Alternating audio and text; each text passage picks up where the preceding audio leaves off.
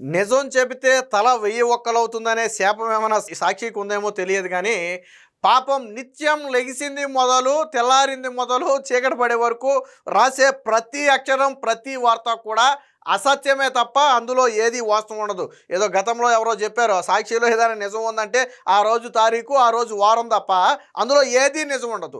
తాజాగా రాష్ట్ర ప్రభుత్వం మీద రాష్ట్ర ప్రభుత్వంలో చేపడుతున్నటువంటి కార్యక్రమాల మీద నిత్యం విషం చిమ్మే సాక్షి ఇంటర్మీడియట్ ప్రభుత్వ కళాశాలలు ఏవైతే ఉన్నాయో వాటి మీద కూడా విషం చిమ్ముతూ ఒక వార్త అయితే రాసింది.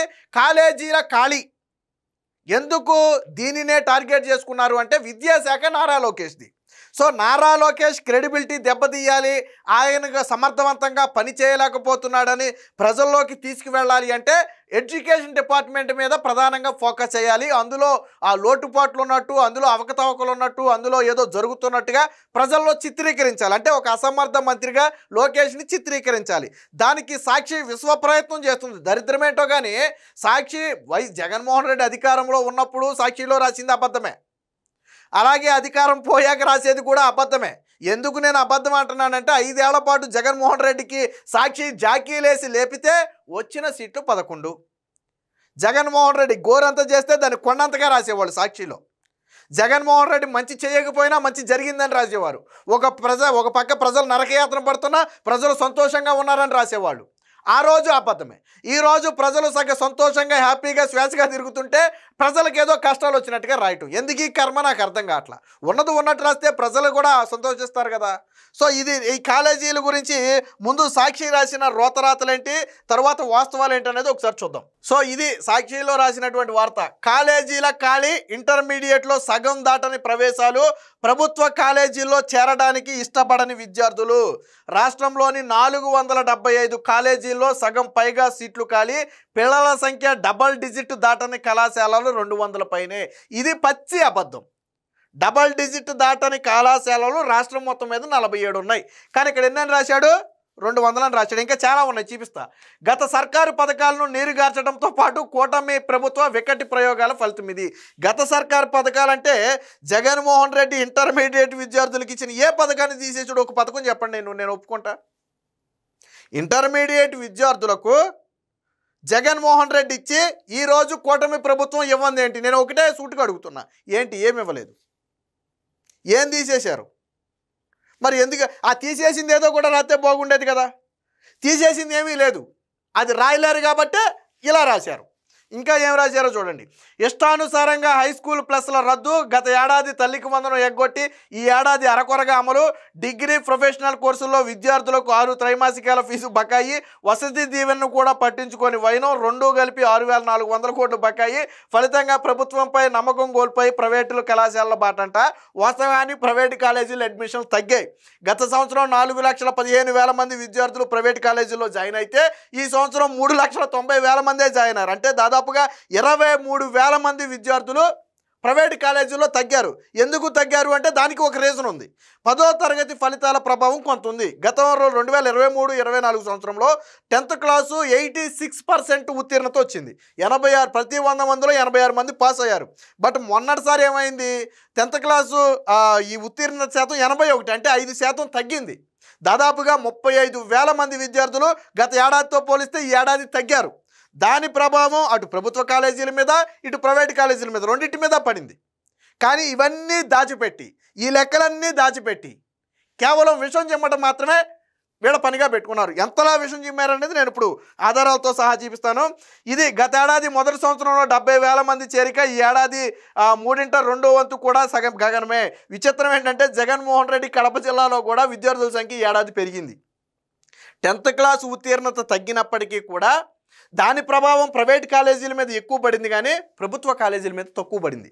ఎందుకని అంటే ఈ కూటమి ప్రభుత్వం వచ్చిన తర్వాత కొద్దో గొప్ప సంస్కరణలు తీసుకొచ్చి విద్యా వ్యవస్థను గాడిన పెట్టే ప్రయత్నం జరుగుతుంది కాబట్టి నమ్మకంతోనే విద్యార్థులు చేరారు. నేను అది కూడా మీకు ఆధారాలతో ఒకసారి చూపిస్తాను. కాలేజీలపై కుళ్ళురాతలు, ఇంటర్లో అడ్మిషన్పై రోతపత్రిక అవాకులు, ప్రభుత్వ కాలేజీల్లో విద్యార్థుల సంఖ్య పెరిగినా తగ్గినట్టుగా ప్రచారం. గత ఏడాదితో పోలిస్తే పెరిగిన అడ్మిషన్లు 2023-24 కంటే 18% పెరుగుదల. ఒకటి కాదు, రెండు కాదు. 2023-24తో పోలిస్తే 24-25 సంవత్సరానికి 18% విద్యార్థులు పెరిగారు. 2024-25 కంటే 3200 మంది అదనంగా పెరిగారు. ఇక జగన్ జిల్లా కడపలో కూడా పెరిగిన సంఖ్య. దాదాపు 500 మంది విద్యార్థులు ఈ ఏడాది గవర్నమెంట్ కాలేజీలో జాయిన్ అయ్యారు. ప్రైవేటు కళాశాలలో తగ్గిన విద్యార్థుల సంఖ్య నేను ఆల్రెడీ చెప్పా. తగ్గింది ప్రైవేట్ కాలేజీల్లో, గవర్నమెంట్ కాలేజీలో తగ్గకపోగా పెరిగారు. 10th క్లాస్ ఫలితాల ప్రభావం ఉన్నప్పటికీ 35,000 మంది విద్యార్థులు గతంతో పోలిస్తే తగ్గినప్పటికీ ఆ ప్రభావం ప్రైవేట్ కాలేజీల మీద ఎక్కువ పడింది కానీ గవర్నమెంట్ కాలేజీల మీద పడల. సో నేను దాని ఆధారాలతో ఎదురు చూపిస్తా. ఇంటర్పై 10వ తరగతి ఫలితాల ప్రభావం అయినా ప్రభుత్వ కాలేజీ అడ్మిషన్లు పైకే. రోతపత్రిక రాతలను ఖండించిన ఇంటర్మీడియట్ బోర్డు దీనికి సంబంధించి ఒక స్పష్టమైన వివరణ అయితే అవ్వడం జరిగింది. సో ఇంటర్ ఫస్ట్ ఇయర్లో 2023-24లో 67,148 మంది అడ్మిషన్లు పొందితే, అంటే గత సంవత్సరం 67,000 మంది అడ్మిషన్లు పొందితే ఈ సంవత్సరం ఎంతమంది పొందారు? 71,000 మంది అడ్మిషన్లు పొందారు. అంటే 27,000 ఎక్కువ, 71,000 ఎక్కువ. అంటే దాదాపుగా 3,000 మందికి పైగా ఈ సంవత్సరం ప్రభుత్వ కాలేజీలో అదనంగా అడ్మిషన్లు పొందారు కదా. మరి ఎక్కడ తగ్గారని రాశారు నాకు అర్థం కాల. ఇది ఒకటి. ప్రస్తుత విద్యా సంవత్సరంలో ఆ సంఖ్య 74,000కు పెరిగింది. అంటే మొత్తంగా 3,000 మంది అదనంగా అడ్మిషన్లు తీసుకున్నారు. దీనికి సంబంధించిన మరొక వార్త కూడా చూద్దాం. సో ఈ ఏడాది సెకండ్ ఇయర్కు వచ్చారు. మొత్తంగా విద్యార్థుల సంఖ్య 146,000కు చేరింది. వైసీపీ ప్రభుత్వంతో పోలిస్తే చివరి ఏడాదితో పోల్చినా గత ఏడాదితో పోల్చినా విద్యార్థుల సంఖ్య పెరిగింది. ఇక జిల్లాల వారీగా చూసినా కానీ ఫస్ట్ ఇయర్ అడ్మిషన్లు పెరిగాయి. జగన్ సొంత జిల్లానే తీసుకుందాం, కడప జిల్లా తీసుకుందాం. కడప జిల్లాలో 2023-24లో 2,201 మంది విద్యార్థులు చేరితే ఈ సంవత్సరం అంటే 2024-25లో 2,783 మంది, అంటే దాదాపుగా 582 మంది అదనంగా కడప జిల్లా జగన్మోహన్ రెడ్డి సొంత జిల్లాలో కూడా అడ్మిషన్లు పొందారు. జగన్ సీఎంగా ఉంటే కూడా పెరగని అడ్మిషన్లు ఈరోజు కూటమి ప్రభుత్వం వచ్చిన తర్వాత జగన్మోహన్ రెడ్డి సొంత ఇలాకాలో పెరిగాయి. ఇప్పుడు తల ఎక్కడ పెట్టుకుంటుందని నేను సాక్షిని అడుగుతున్నా. నువ్వు రాష్ట్రం మొత్తం గురించి రాసావు కదా, రాష్ట్రం మొత్తం వద్దు, నీ జిల్లానే తీసుకుందాం. నువ్వు ముఖ్యమంత్రిగా ఉన్నప్పుడు రాని అడ్మిషన్లు ఈరోజు కూటమి ప్రభుత్వం వచ్చిన తర్వాత లోకేష్ గారు మంత్రిగా ఉన్న తర్వాత పెరిగాయి. మరి ఇప్పుడు జగన్మోహన్ రెడ్డి తల ఎక్కడ పెట్టుకుంటాడు, సాక్షి తల ఎక్కడ పెట్టుకుంటుంది నేను అడుగుతున్నా. దీంతో ఇది ఒక్కటే కాదు, చూడండి అల్లూరు సీతారామరాజు జిల్లాలో కూడా 3,300 మంది గత ఏడాది చేరితే ఈ ఏడాది 3,500 మంది, అంటే 200 మంది అదనంగా చేరారు. అనకాపల్లిలో 2,900 మంది గతంలో చేరితే 3,200 మంది ఈ ఏడాది. కోనసీమలో 1,372 మంది గతంలో చేరితే ఇప్పుడు 1,629 మంది. ఏలూరులో 1,993 మంది గతంలో చేరితే 2,197 మంది. ఇలా అన్ని చోట్ల కూడా ఏ డిస్ట్రిక్ట్ తీసుకున్నా కూడా విద్యార్థుల సంఖ్య పెరిగిందే తప్ప తగ్గలేదు. ఇకపోతే ప్రైవేటు పైనే పెద్ద దెబ్బ. ఈ 10th క్లాస్ ఫలితాల వల్ల యాక్చువల్లీ 2024లో 86.69% 10th ఉత్తీర్ణత. బట్ ఈ ఏడాది ఏమైంది? అది 81.1%కి తగ్గింది. అంటే 35,000 మంది విద్యార్థులు ఈ సంవత్సరం ఇంటర్మీడియట్కి అర్హత సాధించలేకపోయారు. సో ఆ ప్రభావం కాలేజీల మీద పడింది. బట్ అది ఎక్కడ పడిందంటే ప్రైవేట్ కాలేజీల మీద పడింది. చూడండి, అది కూడా నేను చూపిస్తా. చూడండి, గత ఏడాది 4,15,795 మంది ఇంటర్మీడియట్లో చేరితే ఈ ఏడాది 3,92,009 మంది మాత్రమే చేరారు. అంటే 23,786 మంది ప్రైవేటు కాలేజీల్లో తగ్గారు. దానికి ప్రధాన కారణం ఒకటి, గవర్నమెంట్ కాలేజీలు అట్రాక్ట్ అయ్యి కొంతమంది అటు వెళితే 10th క్లాస్ ఉత్తీర్ణత తగ్గడం కూడా కొంతవరకు దీనికి ప్రభావం. బట్ దీన్ని కవర్ చేయడానికి ఆగస్టు 11 వరకు కూడా గవర్నమెంట్ అడ్మిషన్ల గడువును పొడిగించింది, ఇంటర్మీడియట్ అడ్మిషన్ల గడువును. ఇదంతా వేరు. ఇక రోతపత్రిక వర్సెస్ బోర్డు అని చెప్పి ఇక్కడ వాస్తవాలు, ఇప్పుడు అసలు వాస్తవాలు చూద్దాం. అంటే జగన్మోహన్ రెడ్డి ఎందుకు విషం చిమ్ముతున్నాడు, ఎందుకు విషం చిమ్మటం కోసం తక్కువ చేసి చూపించాడు అనేది నేను ఇక్కడ చూపిస్తా. చూడండి ఒకసారి. విద్యార్థుల సంఖ్య డబల్ డిజిట్ దాటని కాలేజీలు 200 ఉన్నాయని రాశారు. నేను ఇందాకే స్టార్టింగ్లో చూపించా కదా మీకు. అది అబద్ధం. ఎన్ని కాలేజీలు ఉన్నాయంటే 47 కాలేజీలు మాత్రమే ఉన్నాయి. అంటే 10 మంది లేదా అంతకంటే ఎక్కువ మంది విద్యార్థులు జాయిన్ అయిన కాలేజీలు కేవలం 47 రాష్ట్ర వ్యాప్తంగా ఉన్నాయి. కానీ 200 కాలేజీలని రాశాడు. అది పచ్చి అబద్ధం.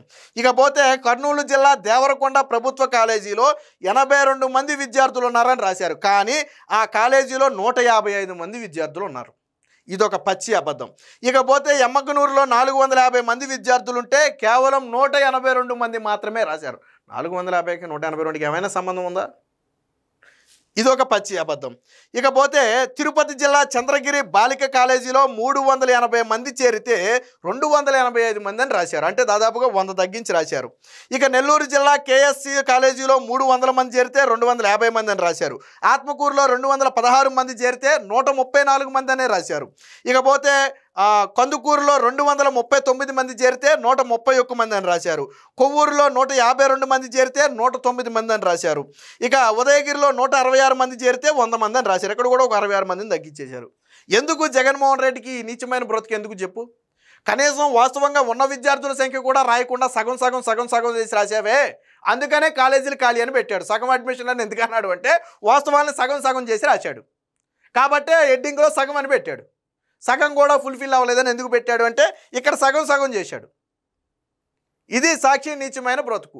నిత్యం లెగిస్తే కూటమి ప్రభుత్వం పైన, చంద్రబాబు గారి పైన, ముఖ్యంగా లోకేష్ గారి పైన, లోకేష్ శాఖను ఎలాగైనా భద్రం చేయాలి, లోకేష్ గారి మీద ఎలాగైనా యాంటీ క్రియేట్ చేయాలి, ఎలాగైనా సరే ఆయన అసమర్థ ముఖ్యమంత్రి అని నిరూపించాలి. దానిలో పని భాగంగానే ఇలాంటి అసత్యాలు రాయాలి. సిగ్గుశరం అనిపించట్లేదా? ఈరోజు ఇంటర్మీడియట్ బోర్డు ఇచ్చినటువంటి సమాధానానికి తల ఎక్కడ పెట్టుకుంటారని నేను అడుగుతున్నా. లేదా ఇంటర్మీడియట్ బోర్డు వస్తుంది సాక్షి నుంచి కూడా రండి, ఆ కాలేజీకి వెళ్ళి అడ్మిషన్లు చూద్దాం, ఆ కాలేజీకి వెళ్ళి డైరెక్ట్గా అడ్మిషన్లే చెక్ చేద్దాం. అదైతే రికార్డెడ్గా ఉంటుంది కదా అడ్మిషన్లు అయితే, అక్కడికే వెళ్ళి చెక్ చేద్దాం. ఒక 4 కాలేజీలు ర్యాండమ్గా తీసుకుందాం. సాక్షికి ఈ డిమాండ్కి సిద్ధమైన సాక్షి మరి ఎందుకు ఈ నీచమైన రాతలు? కాబట్టి సాక్షిని చదివే వాళ్ళు అందులో వచ్చేయన్నీ కూడా నిజాలు అనుకుంటే మీరు పప్పులో కాలేసినట్టే.